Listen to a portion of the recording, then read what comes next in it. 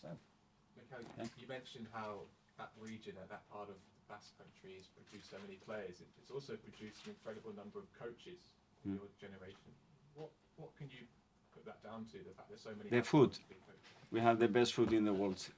I'm sorry. We have the best restaurant by a square meter and the most beautiful city, and it has to be linked to that, you know, what we eat and the way we live, the quality of life in our cities is incredible. But I think it's related to our roots, you know, is the education, as I said, is the passion about the game. You breathe it within the city, you breathe it everywhere you go. We played on the beach, you know, and you go now on a Saturday and Sunday, is 300 kids playing on the beach, you know, and you sense that in the city, and that has to come somehow. And now it's not about now, because in the past as well they always produce coaches, you know, always produce coaches and good players. So good, someone is doing the right thing.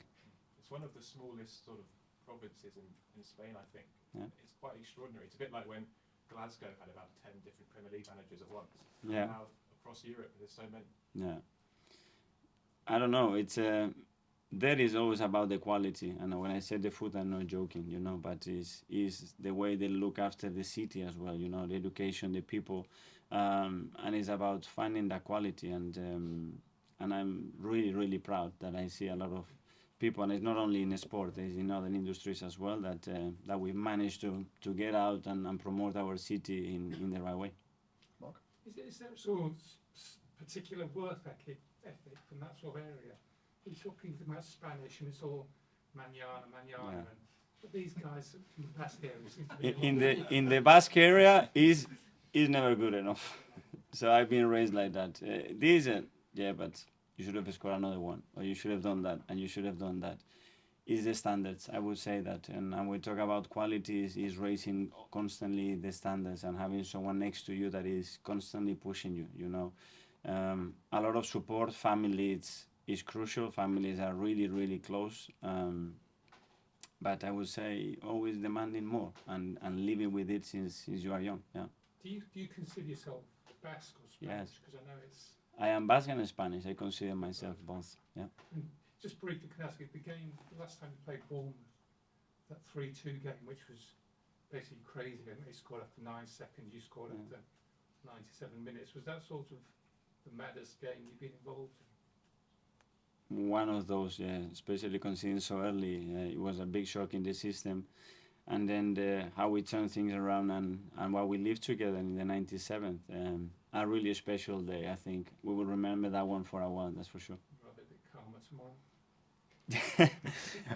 always find a way to win it, but yeah, if we can have a game very much more similar to the one that we played there last year. Yeah. Matt? Mikel, Bukayo Saka, if he does or he doesn't, he's 86 consecutive Premier League games he's played in now. How does a player who gets kicked as often as he does survive that? Is he, you know, metal bones or something? And why is it, as a manager, you don't rest him more? I mean, what is it about him that makes him part of the team every week? I think I talked about it over a year ago. It's his mentality. You know, you want to be the player that he wants to be. You need to have that mindset that you want to play every single minute. You pray yourself to play every single minute at your best. Don't just be there, but make the contribution to a team to win games. And that's changing him, you know, the way he prepares himself, the way he's always talking to people, the way the demands that he sets on him, the support he's got around him. He's got a lot of ingredients. Who knows how long that run can go. We have to protect him, that's for sure, and we have to make sure that we understand when is the right moment to give him that. But there is something within as well that is growing, you know, and that's a really important part of his game. In terms of medically, I mean, for him not to have had a knock that's kept him out of the game, does he find a way of avoiding trouble on the pitch, or is it something about the way he plays that saves him from some of these? I think with experience, I think he's recognizing those situations much better, and he's exposing his body much less in previous seconds before the action actually happens, and that's something that is doing, that we're working on, and it will protect his physique, that's for sure. How do you work on that? Sorry, are you coming and pretending to... Just understanding that it's not a coincidence, and sometimes as well your teammates play you. I call them hospital balls. So they give you a ball that can take you directly to hospital because. So don't play those balls in unnecessary moments, and sometimes is the problem of the player who gives the ball, but sometimes it's the previous movements and your lack of activity in the previous seconds that expose you in that position. Yeah. Hi, Mikel. Vincent Kompany recently spoke of an idea of capping appearances within a season to protect players from overload injuries. And obviously, with you guys now, you've got a few players who are out of action. Do you agree with such an idea, or do you have your own rationale as to how we can limit injuries in football? It is an idea, that's for sure. You know, how we develop those ideas together to find a common agreement, that's a different story. But I think something has to be discussed seriously about where we take in the game, you know, the exposure of the players, and how we're going to allow it. Because as well, if we're not going to change that, then we're going to have bigger squads. If you're going to have bigger squad, we need bigger resources, and you have to allow teams and squads and provide the financial resources as well to have squads of 30 players. Because at the end, is a way of limiting a player to play 50 or 60 games, having a squad of 20 or having a squad of 30. It's a different sports. We already made some changes with the 5 subs. Now, if somebody tells you, no, tomorrow is only 3 subs, we would all be shocked. You know, we are not used to it. So there is something that has to be changed, because at that level it's impossible to maintain. We're going to go now in January, we're going to lose 3 or 4 players as well with a different competition, you know. So let's see where we go. If it's not changed, what's the consequences for players? Because like now we're already seeing injuries across the league. So if that's not changed the next season or so, what could happen worse? I think it's for players and in football in general, because we would have 2 things. One, then the quality drops because those players are not going to be available because they will be injured.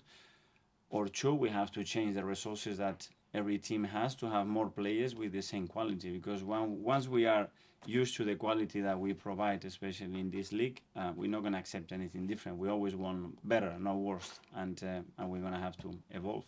And with Bukayo, if he for some reason doesn't play this weekend, could Reece Nelson obviously come in contention? You played well on Wednesday, and obviously there's that touch of the 97th minute winner against Bournemouth last season as well there. Yeah, for sure, that's a possibility. Yeah. And finally, we'll go to Gary.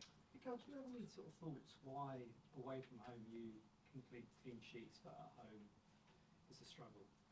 A lot of thoughts, believe me, and it comes down to many factors. It's not just one. I think especially at home we have a lot of individual errors leading to goals, and that has caused some problems, especially away from home. We haven't had that.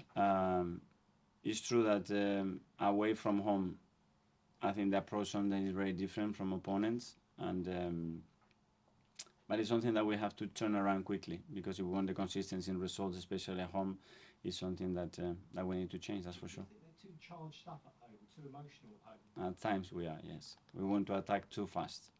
Yeah. You famously had the Liverpool music many years ago on the pitch. I mean, is there anything you can do to change, to almost have the environment away for home in their heads? I think it's in football in general. We're not going to change our approach in terms of how we're going to win the ball back, you know, and we are a very, very aggressive team, and we want to change that. It's about having the ability to change gears. You know, we cannot play with those gears all the time when we have the ball and when we don't have it. We have to play at different paces, and the game requires different paces in relation to the behavior of the opponent. You know, are they waiting for you? Are they jumping? Are they being aggressive? They're not, where the spaces are, and we have to manage that a bit better, I think. Mental, not physical. It's a mental thing for them. It's mental, it's about reading the situation, it's about finding the composure and being uncomfortable or comfortable with this more chaotic game. But sometimes we provoke as well in our way of playing. Okay, everyone. Thanks Yeah, very much. thank you guys. Good luck tomorrow. Thank you. Yes, thanks.